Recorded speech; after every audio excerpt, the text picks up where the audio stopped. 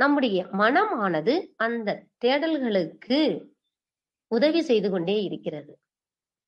அப்ப அந்த உதவி செய்யும் பொழுது அது என்னவாக மாறுகிறது அப்படின்னா, அதனுடைய அலை நீளம் மாறுபடுகிறது. சாதாரணமாக நம்ம இருக்கும் பொழுது அந்த அலை நீளத்துல ஒரு யூனிட் நமக்கு இருக்கும். சாதா அமைதியா உட்காந்துருக்கும் போது, என்னப்பா அப்படி அமைதியா உட்காந்துருக்க, நீ உட்காந்துருக்கிறத பார்த்தா எனக்கும் ஆசையா இருக்கு, எவ்வளவு அமைதியா இருக்கு அப்படின்னு சொல்லலாம். அதே நபர் ஹை ஃப்ரீக்வன்சில பக்கத்திலேயே தான் உட்காந்துருப்பாங்க, நல்லா கத்துவாங்க. ஏன் இப்படி கத்துற அப்படின்னு கேட்போம். அப்போ அவருடைய மனம் உணர்ச்சி நிலையில செயல்படும் பொழுது எத்தனை யூனிட் போகுது? கிட்டத்தட்ட ஒரு 3-4 யூனிட் போலாம், வேஸ்ட். அப்போ எது நமக்கு உடம்புல இருந்து வெளியேறுதுன்னா, உடம்பில் சேர்த்து வைத்திருக்கின்ற ஜீவகாந்தமானது வெளியேற ஆரம்பிக்கின்றது. அப்போ இந்த அவங்க உடலையும் கண்டுக்க முடியாது, மனசையும் கண்டுக்க முடியாது, இப்படி எல்லாம் பண்ணுவாங்கன்னு தெரிஞ்சுதான் இறைநிலை மகரிஷியை நமக்கு கொடுத்து இறைநிலையாகவே இருந்து எல்லாத்துக்கும் மூலமா மகரிஷி தொகுத்து நமக்கு பயிற்சிகளாகவே வடிவமைச்சு கொடுத்துட்டாங்க. ஏன்னா தியானம்னு சொல்லிட்டாலேவும் காட்டுல போய் உட்கார்ந்து அவங்கள அப்படியே முனிவரா மாறி வேண்டிய வரமெல்லாம் கிடைச்சு அவங்க அப்படியே எப்படி தெய்வமா மாறிடுவாங்க அப்படிதான் நினைப்பு. அதெல்லாம் கிடையாது. அதுக்கெல்லாம் உள்ள போய் பார்த்தாதான் தெரியும் எவ்வளவோ ஒரு கஷ்டம் அப்படின்னு. அது போனவங்கனால திரும்பவும் முடியாது, திரும்பி வந்தவங்கனால இங்க வாழவும் முடியாது. அந்த அளவு ஒரு உன்னதமான நிலை அந்த தியானம். ஆனால் அதை பழக்கத்திற்கும் வாழ்க்கைக்கும் பயன்படுவது மாதிரி மாற்றியது நம்முடைய வேதாத்ரி மகரிஷி அவர்களுடைய பிளஸ் பாயிண்ட் நிறைய விஷயங்கள்ல. அப்போ அந்த ஜீவகாந்தம் என்ற இந்த உடல் இயக்கம் மாறும் பொழுதுதான் நம்முடைய உடம்பிலும் பிரச்சனை, மனதிலும் பிரச்சனை. அப்போ உடம்பிலிருந்து இயக்கங்கள் மாறுதுன்னா என்ன பண்ணலாம்? உடல் இயக்கத்துல அந்த ஜீவகாந்த இழப்பு குறைவாக இருக்கும். ஆனா மன இயக்கத்துல என்ன ஆகும் அப்படின்னா கிட்டத்தட்ட பல 1000 மடங்குக்கு போகுது. உயிர் இயக்கத்துக்கு வந்துட்டு கொஞ்சம் ஒரு 100-200 அந்த மாதிரிதான் போகும். என்ன காரணம் அப்படின்னா மனவேகம் வாயு வேகம்னு சொல்லியிருக்காங்க. காத்தை விட வேகமா போயிருமா. உட்கார்ந்த இடத்துல இருந்தே அமெரிக்காவை பார்த்துட்டு வர்ற வேகத்துல நம்ம மனசு இருக்குது. அமெரிக்கா ஓட்டம் ஓட்டம். அப்போ இந்த 4 ஓட்டங்களும் என்ன ஆகுதுன்னா மாறுபாடு ஏற்படுகிறது. அப்ப ஏற்படும் போது உடம்புல நமக்கு பிரச்சனை வருகிறது. அப்ப எப்படி நமக்கு தியானம் சித்திக்கும்? இது எல்லாமே ஒரு கேள்விக்குறியாகத்தான் எல்லா காலத்திலுமே இருந்திருக்கு. இதையெல்லாம் சரிப்படுத்தினவர் தான் நம்முடைய மகரிஷி அவர்கள். அப்போ இதனால நமக்கு ஏற்படக்கூடிய நம்ம உடலில் ஏற்படக்கூடிய மாற்றங்களை எப்படி மாற்றுவது? ஆனா மாற்றங்கள் எப்படி மாற்றுவது என்பதை அறிந்தனால்தான் மகரிஷி ஃபர்ஸ்ட் உடற்பயிற்சியை வச்சு அந்த உடலை செட் பண்ணி முதல்ல தவத்துக்கு உட்காரணும், தியானத்துக்கு உட்காரணும். ஏன்னா நித்தம் ஒரு மனிதன் நம்ம என்ன பண்ணி வச்சிருக்கோம்? பல கோடி ஜென்மமா பிறந்து பிறந்து பிறந்து வந்திருக்கோம். வந்த வாழ்க்கையில அத்தனையிலுமேவும் நம்முடைய உடம்புல இருந்து எல்லா உறுப்புகளையும் நைய புடஞ்சு வேலை பார்த்து அதுல இருந்து வந்த வினைப்பதிவுகளை சேர்த்து வச்சு வாழ்ந்து வாழ்ந்து வாழ்ந்து அதே ரெக்கார்டுல இருந்திருக்கோம். மீண்டும் மீண்டும் அந்த ரெக்கார்டு தான் வர்றோம். அப்ப என்னைக்கு நம்ம டெலிட் பண்ண போறோம் அந்த ரெக்கார்டெல்லாம்?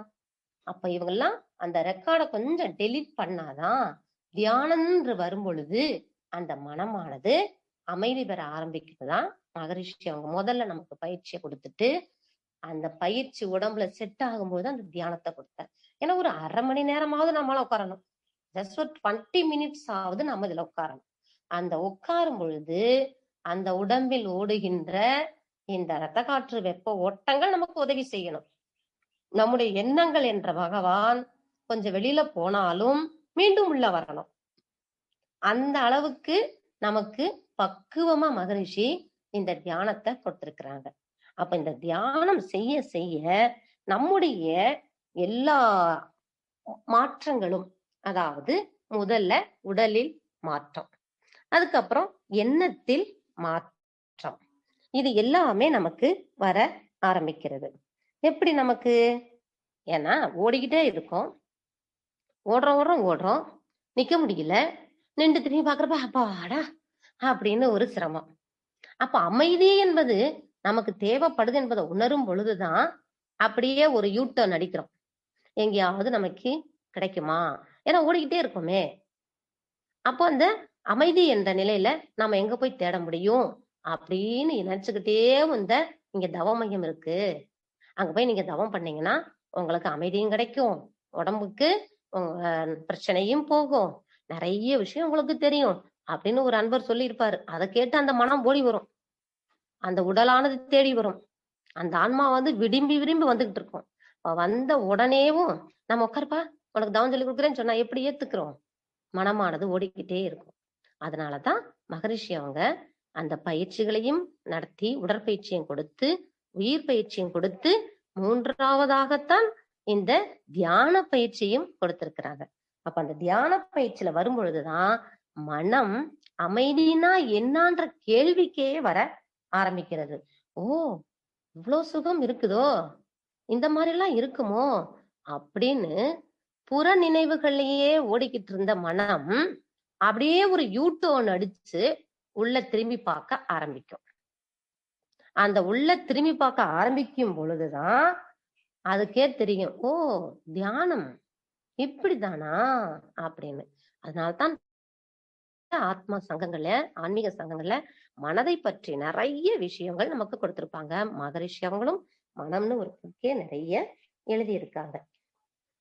அந்த அளவுக்கு இந்த மனமானது நிலைத்து நிலைத்து இருந்தால்தான் இந்த தவமானது சித்திக்கும். அதாவது உயிரின் படர்க்க நிலைதான் மனம். ஏன்னா தேவைப்படுவது எல்லாமே யாருக்கு? உயிருக்கு தான். அந்த உயிர் தான் தேடுது, அந்த உயிருக்கு தான் பசிக்குது, அந்த உயிர் தான் எல்லாத்தையும் தேடுது. அப்ப அதுக்கு ஒரு மீடியேட்டர் தான் மனம். அப்ப அந்த மீடியேட்டர் அந்த உயிரானது பயன்படுத்துகின்ற அலை நீளத்தை மாற்றும் பொழுது அந்த திரும்பி வெளியே போகாத உள்ள நான் இருக்கேன் என்னைய பாருன்னு சொல்லும் பொழுதுதான் அங்கு தியானம் சித்திக்கின்றது.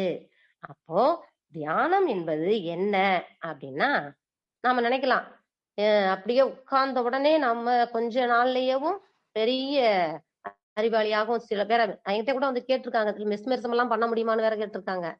அந்த மாதிரி எல்லாம் பண்றதுக்கு அல்ல, முதலில் நம்மை நாம் மாற்றிக் கொள்வதற்கு தான் தியானம். எப்படி அந்த மனசை நம்ம உள்ளுக்குள்ள மாத்துறோம் அப்படின்னா, இப்ப நம்ம வீட்லயே நம்ம பார்க்கலாம். இப்போ உடம்புல நமக்கு அந்த ஜீவகாந்த சக்தியை சேர்க்கணும்னு சொல்லிட்டு தான் நமக்கு மகரிஷி அவங்க தியானம் சொல்லி கொடுத்துருக்காங்க. செலவாகின்ற ஜீவகாந்த திணிவு நமக்கு உடம்பில் மீண்டும் மீண்டும் சேர்ந்தால்தான் அந்த உடலின் இயக்கம் மாறுபடும் பொழுது மனமானதும் ஒன்று ஆரம்பிக்கும், சோர்வு நிலைக்கும் போகாது.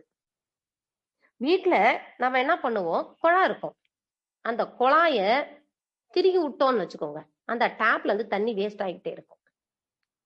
ஆனா அதே நமக்கு தேவைக்கு நம்ம யூஸ் பண்ணிட்டு டேப்பை நல்லா மூடி விட்டோம்னா திரும்ப அது க்ளோஸ் ஆகிட்டு அந்த ஸ்டாக் தண்ணி எப்பவுமே நமக்கு டேங்க்ல இருக்கும். அது போல நம்ம உடம்புல இருக்கின்ற இயக்கங்கள் அனைத்திற்கும் தேவையான ஜீவகாந்தத்தை செலவாக்காமல் தேவையான நேரத்தில் செலவாக்குவதற்கு பயன்படுகின்ற நிலையில்தான் நமக்கு மகரிஷி அவங்க இந்த தியானத்தை மாற்றி நமக்கு கொடுத்திருக்கின்றாங்க.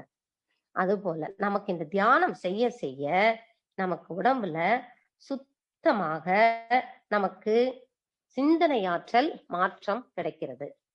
அதாவது என்ன அப்படின்னா, முதல்ல நம்முடைய மூலத்தை கொஞ்சம் தெரிஞ்சுக்கலாம். நமக்கு என்ன தேவை, நம்முடைய நிலைப்பாடுகளில் என்ன மாற்றம். நம்ம எல்லாருமே நல்லவங்களா வந்துட்டோம் அப்படின்னு நம்ம சொல்லிக்க முடியுமா? இல்ல. எல்லாருமே வினைப்பதிவினுடையதான் தொடக்கத்துலதான் நம்ம இருக்கோம். வினைப்பதிவினுடைய வாழ்க்கையில தான் நம்ம அனைவருமே வாழ்ந்துகிட்டு இருக்கோம். எப்படி? அதான் மகரிஷியே நமக்கு சொல்லியிருக்காங்க, முன்னோர் செய்த வினைப்பதிவு நம்முடைய வித்தில் உண்டு, மூளையிலே நம் செயலினுடைய பதிவு அனைத்தும் உண்டு, பின்னோர் செய்த வினைக்கு புலன் அனைத்தும் இயங்கி பெற்ற பழக்க பதிவும் நமக்குள்ள இருக்கு. இந்த மூன்றும் உன்னை உள்ளுணரும் அகதவம் ஆற்றி ஒவ்வொன்றாய் பழிப்பதிவை அகற்றி வந்தால்தான் தன்னில் பதிவான வினைப்பதிவுகளை மாற்ற தணிக்க பொருள் செல்வாக்கு பயனாக நமக்கு அமையும் அப்படின்னு வினைப்பதிவில் நமக்கு மகரிஷி அவங்க சொல்லியிருக்காங்க.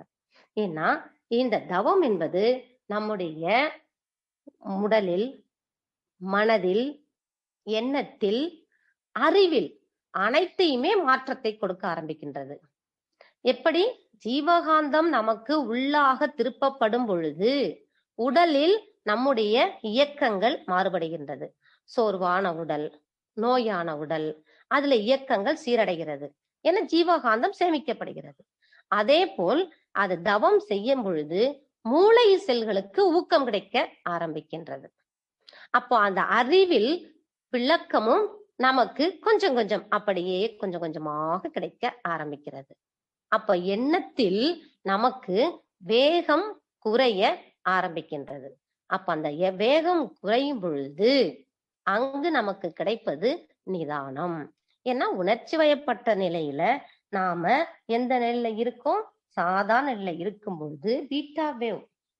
அப்போ ஆக்னிக்கு நமக்கு வரும்பொழுது ஆல்பா வேவ், அதாவது ஜாக்கிரதா நிலைன்னு சொல்லுவாங்க அதுக்கு. அந்த ஜாக்கிரதா நிலை வரும் பொழுதுதான் நமக்குள்ளவே கேள்வி வரும். என்ன தவம் பண்ணப்ப கொஞ்சம் நல்லா இருக்கே, கொஞ்சம் யோசிக்க தோணுது, நல்லா பூச்சுக்கிட்டே இருந்தேனே, இப்ப எனக்கு கோபம் வரலையே அப்படின்னு கொஞ்சம் கொஞ்சமா நினைக்க ஆரம்பிக்கும். அதுக்கப்புறம் அந்த தவ வேகம் சமன்படுத்துறதுக்கு நமக்கு சாந்தி தவம் கொடுக்குறாங்க. அந்த சாந்தி தவம் பண்ணும்பொழுது மூலாதாரத்துல ஒரு உணர்வு கிடைக்கும். சில பேருக்கு டக்குன்னு கிடைச்சிரும், சில பேருக்கு லேட்டா கிடைக்கலாம். அதனால்தான் ஆசிரியர்களுடைய துணை கொண்டு தினமும் நாம தவம் ஆற்றும் பொழுது அவங்களோட டச் வாங்கிக்கிட்டே இருக்கும் பொழுது நம்ம விரைவில் நம்மால் அதை உணர முடியும். அப்ப அந்த தவங்கள் செய்யும் பொழுது, இந்த தியானங்கள் செய்யும் பொழுது நம்முடைய உள்கூறு உடல் இயக்கங்கள் அத்தனையுமே நம்ம உத்து பார்க்க ஆரம்பிக்கிறோம். நாம அதை கவனிக்க ஆரம்பிக்கிறோம். ஏதோ ஒரு மாற்றம், உடல் மாற்றம், ஆஹா அருமையா இருக்கு. குணத்தில் மாற்றம் நல்லா இருக்குது. உயிரில் மாற்றம், இயக்கங்கள் சிறப்பாக இருக்குது. ஏன்னா காயகல்பம் நம்ம இதெல்லாம் செஞ்சிட்டு இருக்கோம். செய்யும் பொழுதுதான் இந்த மாற்றங்களை தவம் பண்ணும் பொழுதுதான் உணர ஆரம்பிக்கும். உள்ள உட்கார உட்கார உட்கார நமக்கு உள்ளுக்குள்ளவே ஒரு ஒரு ஒரு ஆரியான ஒரு சுழற்சி. அது அவங்க அவங்களுக்கு தகுந்த மாதிரிதான் இருக்கும்.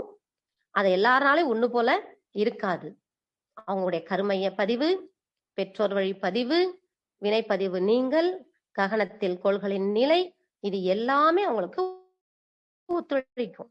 அந்த ஒத்துழைப்பு தகுந்த மாதிரி இந்த தியானத்தில் நமக்கு பலவித மாற்றங்கள் கிடைக்க ஆரம்பிக்குது.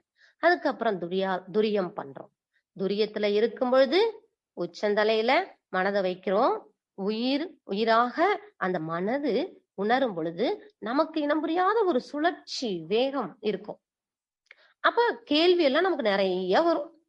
கேட்காத கேள்வி எல்லாம் கேட்க தோணும். யாருக்காவது தெரிஞ்சிருந்தாலும் கேட்க தோணும், தெரியலனாலும் கேட்க தோணும்.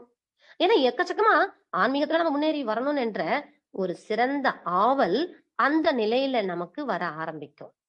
அப்ப அதுக்குள்ள வரும் பொழுது யார் மாற்றம் அடைகிறார்கள் அப்படின்னு பார்த்தா, யார் யார் தியானம் சரியாக செய்கிறார்களோ அவர்களுக்குள் அந்த தியானத்தின் செயல்பாடானது மாற்றத்தை கொடுக்க ஆரம்பிக்கிறது. அப்ப இந்த வகையில இன்னைக்கு நாம் இந்த கூட்டத்துல கலந்து கேட்டுக்கிட்டு இருக்க நீங்களும் சரி, பேசிட்டு இருக்க நானும் சரி, நாம் அத்தனை பேருமே தியானத்தால் வந்த அருமை முத்துக்கள் அல்லவா? ஆனந்த முத்துக்கள் நாம் அனைவரும். அப்போ இந்த தியானம் பண்ணி பண்ணி வரும் பொழுது நாம எல்லாரும் எதோட வந்திருக்கோம்? வினைப்பதிவு தான். அந்த வினைப்பதிவை கழிப்பதற்கு என்ன வழி? அப்புறம் தான் நம்ம கத்துக்கிறோம். துரியாதீத தவம் கத்துக்கிறோம், பஞ்சேந்திரிய தவம் கத்துக்கிறோம், பஞ்சபூத தவம் கத்துக்கிறோம், எல்லா தியானமும் பண்றோம். இப்போ ஒரு நிமிஷம் சொன்னேன் பாத்தீங்களா, ககனத்தில் கோள்களின் நிலை. தியானம் நமக்கு நல்லபடியாக சித்திப்பதற்கு, கோள்கள் நிலை ஒத்துழைப்பதற்கு குருவானவர் நமக்கு கொடுத்த தவம் பஞ்சபூத நவக்கிரக தவம்.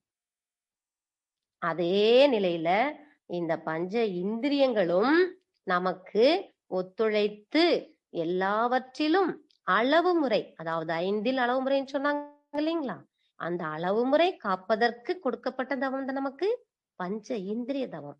ஆக ஒவ்வொரு நிலையில் ஒவ்வொரு தவமும் நமக்கு உயர்ந்த உச்சநிலை தவங்களாகத்தான் மகரிஷி அவங்க நமக்கு கொடுத்திருக்காங்க.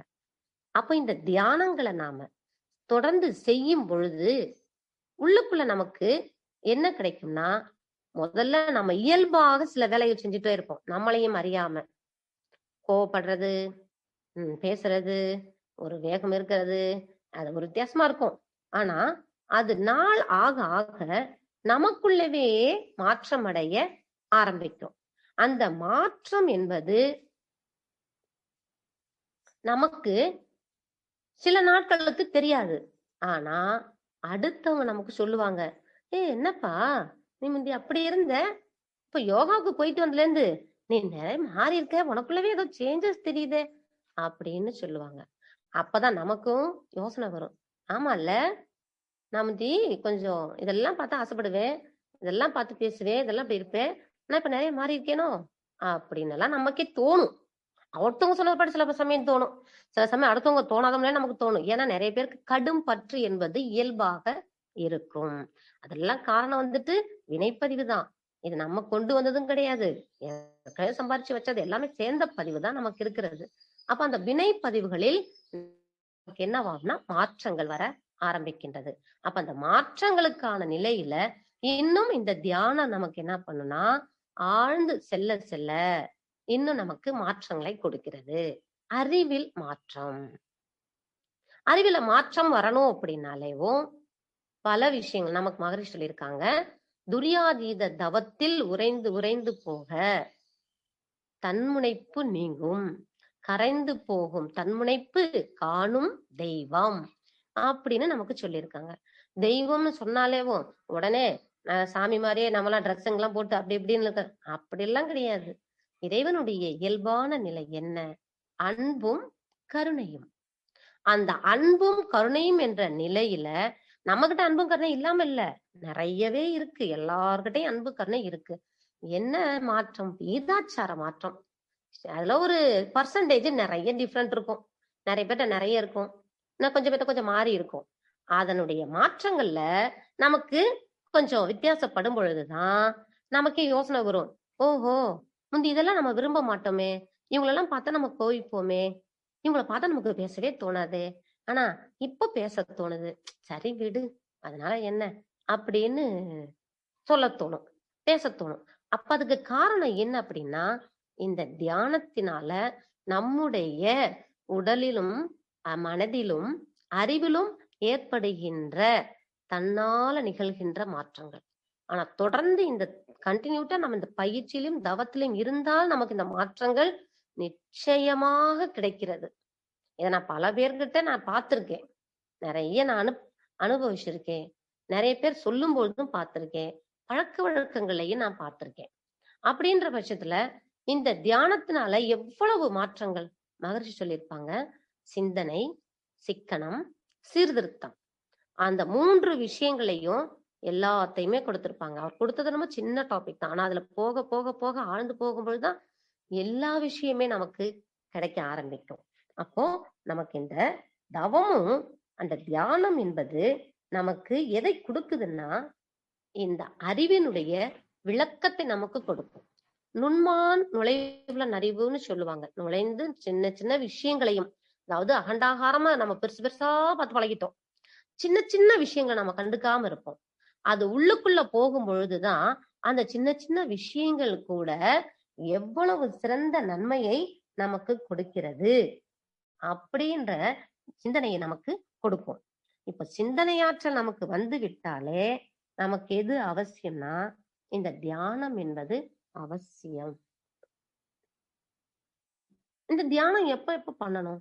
சில பேருக்கு நிறைய கேள்வி வரும், ஏங்க தியானம் எப்பங்க பண்றது? மத்தியானம் எனக்கு நேரமே இல்லைங்க, காலையில என் பிள்ளைங்க எந்திரிச்சாங்கன்னா என்னை தியானம் பண்ணவே விடுறது இல்லைங்க அப்படின்னு சொல்லுவாங்க. அப்படி எல்லாம் கிடையாது. தியானத்துக்கு நேரம் என்பதே கிடையாது. நாம செய்யற செயல்கள் அத்தனையுமே தியானமா பண்ண ஆரம்பிச்சிட்டோம்னாலே நம்மளுடைய குடும்பமே ஒரு அன்பகமா மாறிடும். தியானத்துல இருக்க இருக்க இருக்கதான் குடும்பத்தினுடைய உறுப்பினர்களுடைய நமக்கு ஒரு சுமூக வட்டம் நமக்கு கிடைக்கும். ஏன்னா வீட்டுக்குள்ளதான் நம்ம எல்லாருமே பழகுறோம்.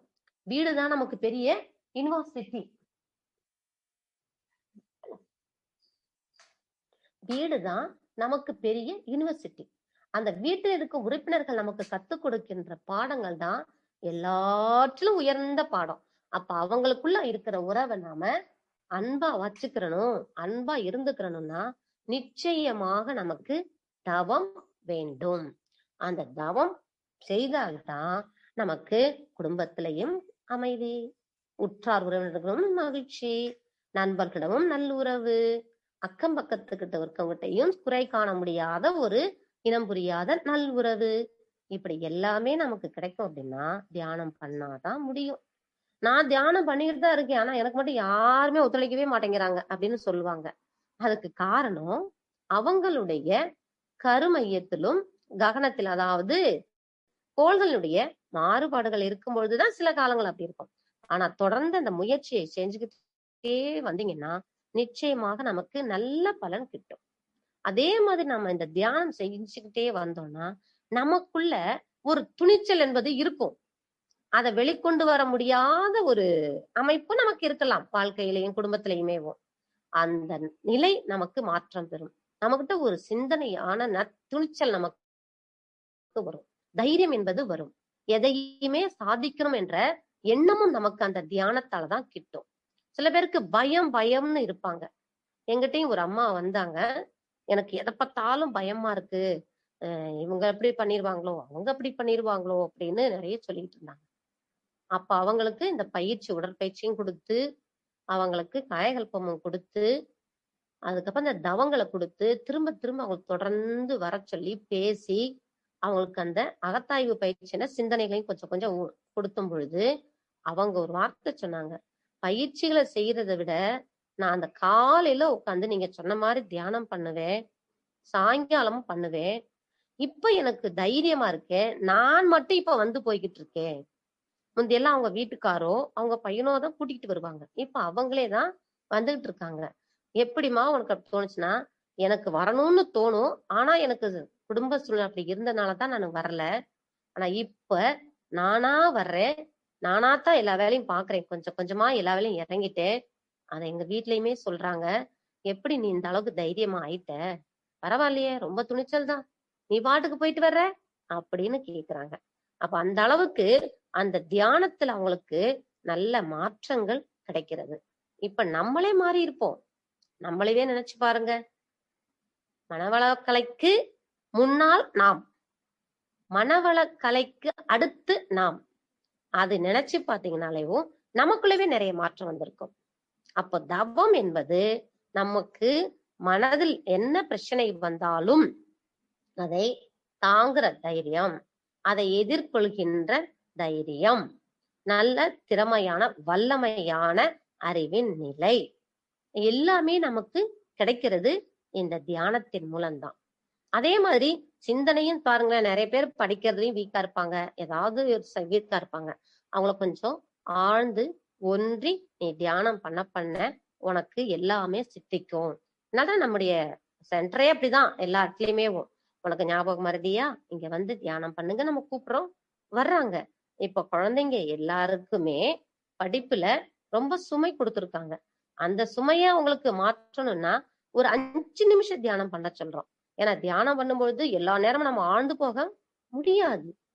ஒரு அரை நிமிடம் கிடைத்தாலே அதுவே நமக்கு பெரிய லாபம். ஆரம்ப காலங்கள்ல அது காலத்தோடு நம்ம செய்து கொண்டே வரும் பொழுது அது 1 நிமிடமோ 2 நிமிடம் 5 நிமிடம் அப்படின்னு மாறும் பொழுது நமக்குள்ளவே சிறந்த மாற்றங்களை நம்மால பார்த்துக்க முடியும். முதல்ல நாம் மாறுவதற்கும் நம்மை நாம் மாற்றிக் கொள்வதற்கும் தான் அனைத்து பயிற்சிகளும் மனவளக்கலையில கொடுத்திருக்காங்க. ஆனா சில பேர் என்ன சொல்லுவாங்க, நான் கரெக்டா தான் இருக்கேன், அடுத்தவங்க தான் மாறணும் அப்படிம்பாங்க. அப்படியாப்பட்டவங்களை கூட நம்ம தவம் பண்றவங்க ஒண்ணுமே சொல்லிக்க மாட்டாங்க. ரைட், அதுக்கு நான் ரெடி, நான் மாறிக்கிறேன், நீங்க தவம் பண்ணுங்க, நானும் தவம் பண்றேன் அப்படி என்ற பொறுமையான பதில் தான் அவங்க கிட்ட இருந்து வருமே ஒழிய அவங்கள கோவிக்கவோ மற்றபடி அவங்களை ஏதாவது பேசவோ மாட்டாங்க. ஏன்னா இப்ப நிறைய பேர் மாறி இருக்காங்க. சொல்லப்போனா தவம் தான் அது காரணம்னு சொல்றாங்க. நம்முடைய மனவளக்கலையினுடைய சிறந்த மாற்றங்களே தவமும் பயிற்சிகளையும் நமக்கு மகரிஷி ஒரு சேர கொடுத்ததுதான் நமக்கு பிளஸ். ஏன்னா எல்லாத்துலயுமே அபியாசம் என்பது முக்கியம். உடல் அபியாசம், உயிர் அபியாசம், மன அபியாசம், குண அபியாசம். இந்த அபியாசங்கள் எல்லாத்தையுமே மகரிஷி நமக்கு தொகுப்பா கொடுக்கும் பொழுது ஸ்பெஷலைஸ்டா நமக்கு நல்லா வேலை பார்க்கறது எதுன்னா இந்த தியானம் தான். நல்லா நினைச்சு பாத்தீங்கன்னா தெரியும், நமக்குள்ளேயேவும் ஒரு காலத்துல ஆரம்ப காலத்துல இருந்து வச்சுக்கலாம், இதுல வர்றதுக்கு முன்னாலையும் வச்சுக்கலாம், நாம எப்படி இருந்திருப்போம் பாருங்க. எல்லாத்துலயுமே ஒரு சுயநலமும் இருந்திருக்கும். ஆனா பொது நலமா செயல்படணும்னு நினைச்சிருப்போம். ஆனா செயல்பட முடியாத ஒரு அமைப்பு இருந்திருக்கும். அதை செயல்படுறதுக்கு வழி என்னான்னு தெரியாம இருந்திருக்கும். அதற்கு நமக்கு உதவி செய்யக்கூடிய மக்களும் இல்லாம இருந்திருப்பாங்க. ஆனா இந்த தவத்துல நீங்க உட்கார்ந்து எந்த ஒன்றை மீண்டும் மீண்டும் மீண்டும் நீங்க இந்த தியானத்துல நினைக்கிறீங்களோ, அதனால்தான் சொல்றாங்க நல்லதையே நினைக்க வேண்டும்னு. அதை நினைக்கும் பொழுது அங்க ஒரே இடத்தில் நம்முடைய எண்ண ஆற்றல் எல்லாம் குவிய ஆரம்பிக்கிறது. மனம் உள்ளுக்குள்ள உட்கார்ந்து நினைக்க ஆரம்பிக்கின்றது. காந்த ஆற்றலும் அப்படியே குவிய ஆரம்பிக்கிறது. அப்படி அந்த எண்ணங்கள் ஒரே இடத்தில் குவியும் பொழுது நமக்கு அது இயக்கத்திற்கு வருவதை கொஞ்ச காலத்திலேயே நம்ம அதை பார்க்க முடியும். நான் நினைச்சுக்கிட்டே இருந்தேன் ஒரு காலத்துல, இப்ப அது சக்சஸ் ஆகுது அப்படின்னு நீங்களே சொல்லி இருப்பீங்க, சொல்லவும் வாய்ப்பும் ஏற்பட்டிருக்கும். அதுக்கு என்ன காரணம்னு பாத்தீங்கன்னா, நீங்க தியானத்துல உட்காரும் பொழுது கட்டாயமா நினைச்சிருந்திருப்பீங்க. நினைக்காம இருக்கவே முடியாது, நான் அதெல்லாம் நினைக்கவே இல்லைன்னு சொல்ல முடியாது. அப்படியே நீங்க நினைக்கிறேன்னா கூட உங்களுடைய ரெக்கார்டு, அதாவது எந்த செல் ஒன்றை மீண்டும் மீண்டும் நம்ம நினைக்கிறோமோ அது உடம்புல நமக்கு கருமையம், ஜீவகாந்தம், உடல் செல், உயிர் செல் எல்லாத்துலயுமே ரெக்கார்ட் ஆகும். அந்த ரெக்கார்டட்ல இது ரெக்கார்ட் ஆகும் பொழுது நமக்கு அது செயலுக்கு வர ஆரம்பிக்கின்றது. அப்போ தியானத்தினாலதான் நாம பெரிய மாற்றங்களையே அடைய முடியுது. இன்னைக்கு வேத சாஸ்திரங்களாகட்டும், உபனிஷத்துகளாகட்டும், இது எல்லாமேவும் காற்றின் மொழியில தான் இருக்குதுன்னு சொல்லி கேள்விப்பட்டிருக்கோம். நான் அதை பத்தி கொஞ்சம் தான் படிச்சிருக்கேன், நிறைய படிச்சதில்ல. அந்த காற்றின் ஒலி வடிவில் இருந்த அத்தனையுமே எப்படி வாங்க முடிந்து நமக்கு அதை தொகுப்பாக கொடுத்திருக்காங்க அப்படின்னா தியானத்தின் மூலமாகத்தான் கொடுத்திருக்காங்க. கொஞ்சம் நினைச்சு பாருங்க, உடற்கருவி மூலமா நம்மால எடுத்திருக்க முடியுமா? இந்த உயிரை பதங்கப்படுத்தினால்தான் நம்மால உடலில் இருந்து வெளியேறி போய் நம்ம பண்ண முடியும். அந்த அளவுக்கு நமக்கு பக்குவமும் வரணும்னா நாம இந்த மனதை முதலில் நம்ம மாற்றியாகி இருக்க வேண்டும். அப்போ இந்த மனமானது உள் ஒடுங்கும் பொழுதுதான் அதனுடைய இயக்க நிலையிலிருந்து உணர்ச்சி நிலையிலிருந்து உணர்வு நிலைக்கு வரும் பொழுதுதான் எதையுமே சாதிப்பதற்கு தயாராகிறது. அந்த சாதனை மார்க்கம் என்பது எங்கு நமக்கு ஆரம்பிக்கிறது என்றால் தியானத்தில் மட்டும்தான் ஆரம்பிக்கின்றது. அந்த தியானத்தை தொடர்ந்து நாம செய்யும் பொழுது நமக்குள்ளே ஒரு முயற்சி என்பதும் வருகிறது. அப்ப அந்த முயற்சியை நாம என்ன பண்றோம், திரும்ப திரும்ப நாம் அதை எடுக்கும் பொழுது நாம் எதை தேடினோமோ, நாம் எதை தேடிக்கொண்டே இருக்கிறோமோ அந்த தேடுதலானது நமக்கு கிடைக்க ஆரம்பிக்கிறது. அதனாலதான் சொல்லியிருக்காங்க, அறிவை பயன்படுத்தும் பொழுது, அறிவானது விளக்கத்தை அடையும் பொழுதுதான் நமக்கு அந்த தவத்தினுடைய நிலையில் உச்சத்தை நாம் யோசிக்கவும் அதை அறியவும் முடிகிறது. அதனாலதான் மகரிஷி சொல்லியிருக்காங்க, அறிவுக்கு அடிமையாவதுதான் பக்தி. அந்த அறிவை அறிவால் அறிய பழகுதல் தான் யோகம். கொஞ்சம் கொஞ்சம் நம்ம அடுத்தடுத்த ஸ்டெப்புக்கு வரும் பொழுதுதான் அந்த பக்தி நிலையிலிருந்து அந்த யோகத்துக்கு வரும்பொழுது, தவத்துக்கு வரும்பொழுதுதான் அந்த அறிவை அறிவால் அறிய பழகுகின்றோம். அந்த அறிவை அறிவால் அறிந்த நிலையில் வரும்பொழுதுதான் முக்தி என்ற நிலையும் நமக்கு சித்திக்கின்றது. அப்ப அறிவை அறிந்தோர் அவருடைய அன்பின் அறம்தான் அது ஞானமாகவும் முழுமையாகவும் நிறைவாகவும் இருக்கிறது. அப்ப அவங்க கிட்ட வெளிப்பாடும் எப்படி இருக்கும் அப்படின்னா அன்பும் அறமுமா தான் இருப்பாங்க. நல்ல தியானம் செய்ய செய்ய நமக்குள்ள ஒரு மாற்றம் என்ன வரும்னா, சொல்லுவாங்க எல்லாருமே, என்ன இவங்க என்ன சொன்னாலும் அமைதியா இருக்காங்கப்பா, எதுவும் பேச மாட்டேங்கிறாங்க, ஏதோ இருக்காங்க அப்படிம்பாங்க. இல்ல, அது அவங்க அப்படி கிடையாது. அவங்க வந்துட்டு உங்களை நல்லா நினைச்சு பார்த்திருக்காங்க, உங்களை நல்லா எதிர்பார்க்கறாங்க, ஏத்துக்கிறாங்க, உங்கள்கிட்ட இருக்கிற அன்பை ஏத்துக்கிறாங்க, உங்ககிட்ட அறிவின் திறத்தை ஏத்துக்கிறாங்க. அதனால அவங்களால எதுவும் பேசுறது இல்ல. அந்த அன்பு முற்றி வரும் பொழுது, அந்த அறிவு முற்றி வரும் பொழுது அவங்க கிட்ட இருக்கின்ற அந்த அன்பும் கருணையுமானது அவங்க பால் நம்மளை ஈர்க்க ஆரம்பிக்கும். அவங்களே நம்ம கிட்ட பேசலனா கூட நம்மளா போய் அவங்ககிட்ட போய் 2 வார்த்தையே பேசிட்டு வரணும் அப்படின்னு எல்லாம் தோணும். அந்த தோணுவதற்கு எது அமைகிறது என்றால் இந்த தியானம் தான் நமக்கு கொடுக்கிறது. அப்ப தியானம் என்பது யாரை பண்படுத்துகிறது? அடுத்தவங்களையா நம்மளையா அப்படின்னு பார்த்தா முதல்ல நம்ம தான் பண்படுத்துகிறோம். நம்ம தான் அந்த தியானமானது பண்படுத்துகின்றது. அப்ப தியானம் செய்ய செய்ய நாம அனைவரும் எப்படி மாறுறோம்? சிறந்த முத்துக்களாக மாறுகிறோம். நம்முடைய மாற்றம் என்பதுதான் முக்கியமே தவிர மற்றவருடைய மாற்றம் என்பது அடுத்த நிலையில நாம வச்சுக்கலாம். மற்றவங்க மாறணும்னு நினைச்சோம் அப்படின்னா நமக்கு மகரிஷி அவங்க சில பயிற்சிகள் கொடுத்திருக்காங்க. தியானத்தில் இருந்து வாழ்த்தும் பொழுது நம்மை சார்ந்தவர்கள் நமக்கு சேர்ந்தவர்கள் அனைவருமே மாற்றம் அடையணும்னா தியானத்திலிருந்து வாழ்த்துங்க. அந்த வாழ்த்தும் பயனும் என்ற சப்ஜெக்ட கொடுத்திருக்கிறாரு. ஏன்னா ஆரம்ப காலகட்டங்கள்ல எல்லாம் நாங்கெல்லாம் ரொம்ப சிரமப்பட்டுதான் இதுக்குள்ள இருந்தோம். சில புஸ்தகங்கள்லாம் கிடைக்காது, சில தகவல்கள் எங்களுக்கு சொல்லவும் தெரியாது. இதையெல்லாம் மக்களுக்கு எப்படி போய் கொண்டு போய் சேர்க்கணும்ன்ற முயற்சியில எல்லாம் இருக்கும் பொழுது எங்களுக்கு கை கொடுத்த ஒரே நிலை வாழ்த்தும் பயனும். வெறுமையா வாழ்த்தா சொல்லும் பொழுது அது உணர்ச்சி நிலை. ஏன்னா மனமானது எப்பவுமே பீட்டா வைப்ஸ்ல இருக்கும். ஆல்பா மைண்டுக்கு வந்துருச்சு. அதுக்கப்புறம் நமக்கு அந்த நிலை வரும் பொழுது அந்த தியானத்துல இருந்து நம்ம அதை வாழ்த்தும் பொழுதுதான் அந்த வாழ்த்தினுடைய நன்மையை நாம உணர முடியும். அப்போ தியானம் இருந்து வாழ்த்துவதற்கும் சாதாரணமாக வாழ்த்துவதற்கும் நிறைய மாற்றங்களை நாம காண முடியும். அந்த நிலையில இந்த ஸ்கை சென்டரும் அந்த ஜூம் ஆகட்டும், இன்னைக்கு இருக்கின்ற இந்த ஜூம் சென்டர் ஆன்லைன் கிளாஸ் எல்லாமே ஒரு காலத்துல இந்த வேதாத்திரிய முத்துக்களாகிய நாம் அனைவருமே எதிர்பார்த்ததா கூட இருக்கலாம்.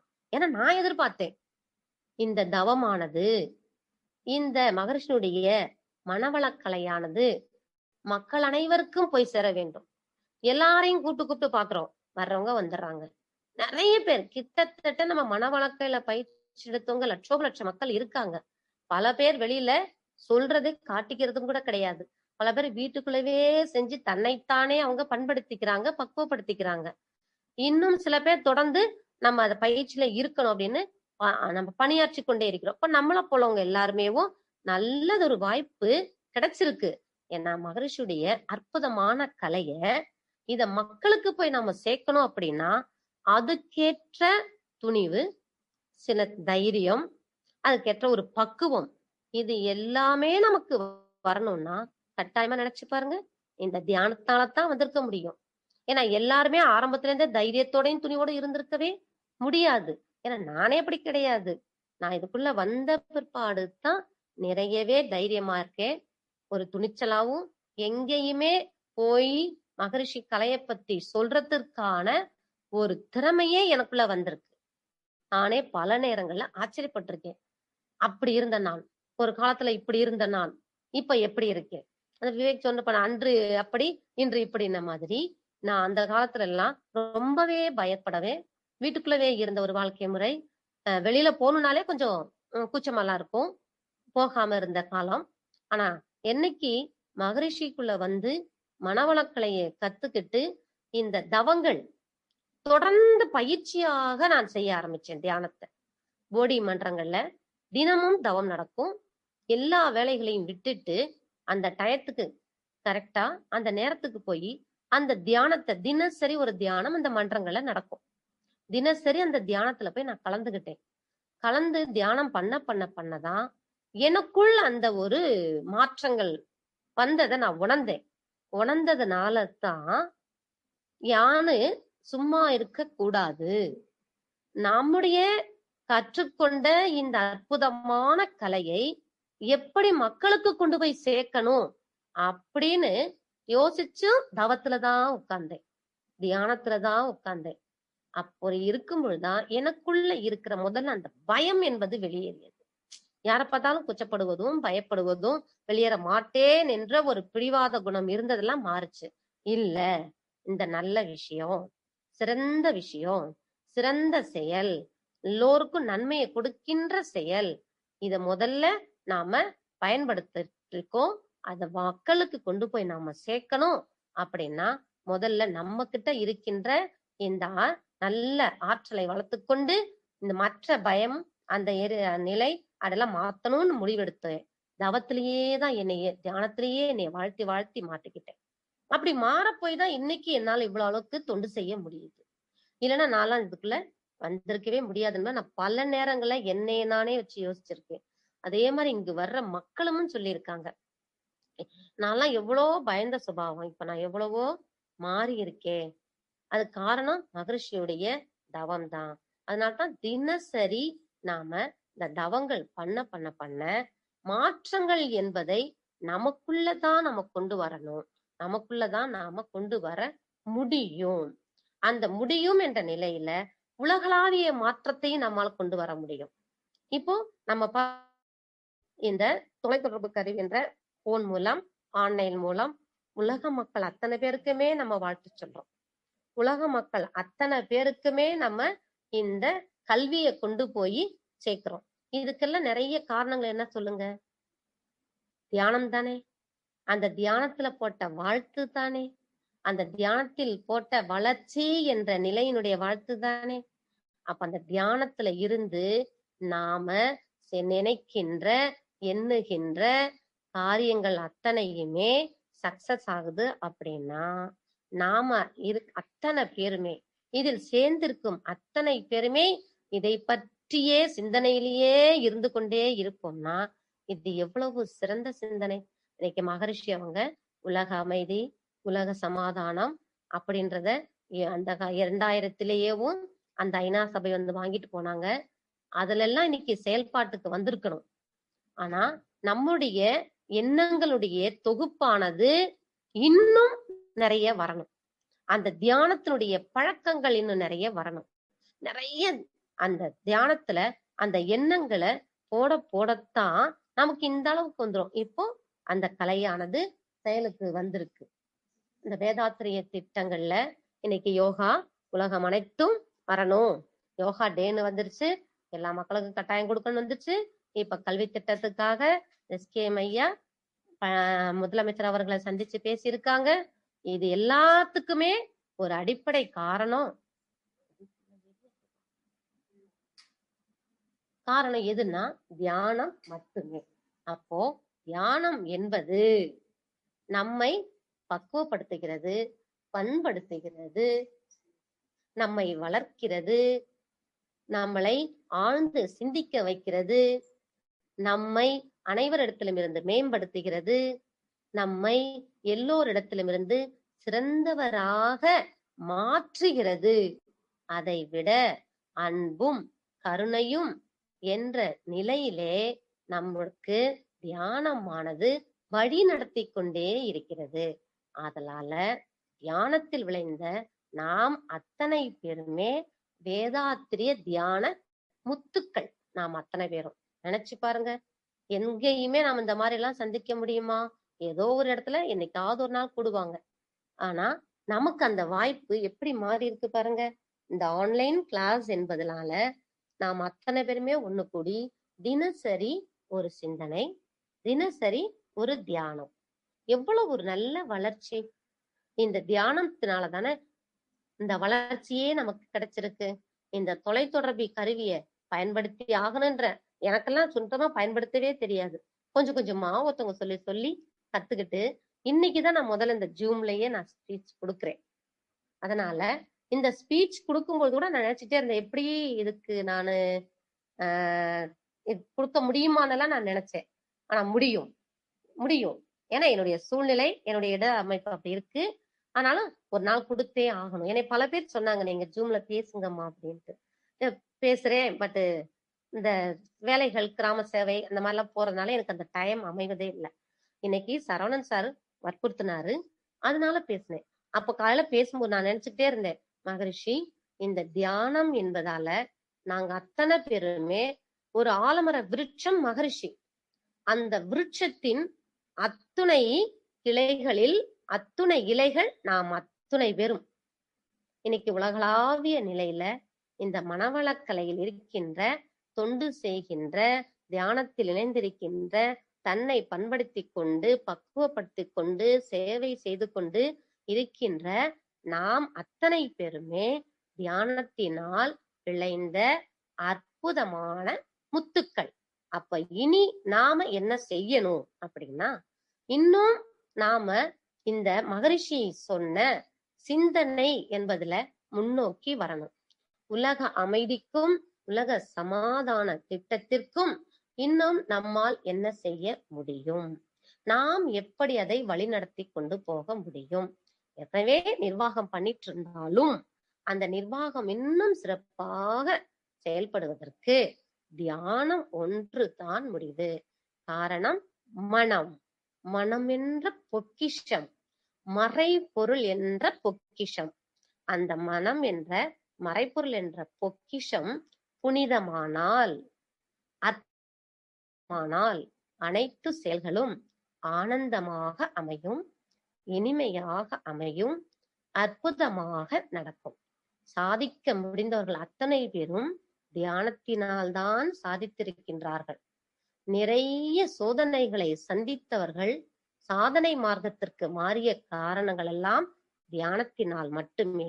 ஏனென்னா அந்த மனமானது தன்னிலையில் மாற்றம் அடையும் பொழுது, இயற்கையோடு இணையும் பொழுது, அதனுடைய வேகமானது தன்னுக்குள் திருப்பப்படும் பொழுதுதான் அவர்களுக்கு அந்த சாதனை என்பது சித்திக்க ஆரம்பிக்கின்றது. சித்து கிடைக்கிறது, அதெல்லாம் கிடைக்காம போறது, எல்லாத்துக்கும் அடிப்படை இந்த தியானமே.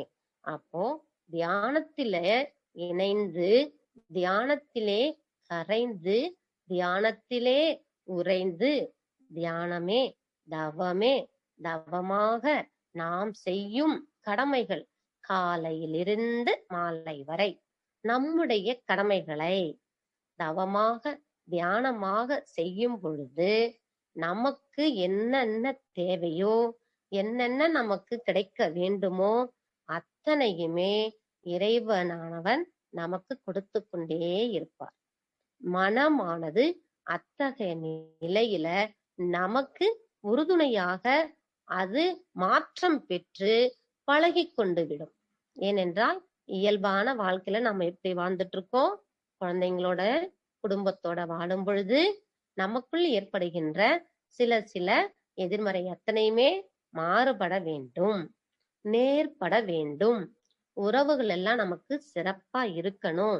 நம்முடைய பழகுகின்ற அன்பர்கள் அத்தனை பேருடைய மனங்களில் இருந்து வருகின்ற எதிர்மறை மாற்றங்கள் அத்தனையுமே நீங்க வேண்டும் அப்படின்னா நாம அத்தனை பேருமே தினசரி ஒரு தியானம் என்கின்ற நிலையில் நம்மை நாம் பக்குவப்படுத்தி பழகி கொண்டு தினசரி இந்த தியானத்தை செஞ்சுக்கிட்டே வந்தோம்னா எந்த தியானம் வேணாலும் பண்ணலாம்.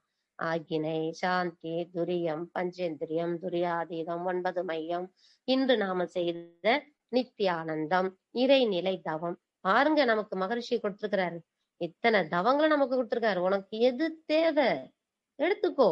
அத்தனையுமே என்ன, உன்னுடைய மனமானது வெளியில் அலையாமல் உள் சென்று ஒடுங்கும் பொழுது அங்கு நுண்ணிய புள்ளியாக உள்ள இறைநிலையே நீயாக மாறுகிறாய், நீயே அதுவாக மாறுகிறாய். மாற்றம் ஒன்றே உனக்குள் ஏற்பட வேண்டும். நீ என்றும் மாற்றத்திற்கு நல்ல மாற்றத்தை தியானத்திற்கு நீ ஆளாக வேண்டும் என்றால் அதற்கு முதல்ல உதவி செய்வது எது என்றால் தியானம், தியானம், தியானம் மட்டுமே.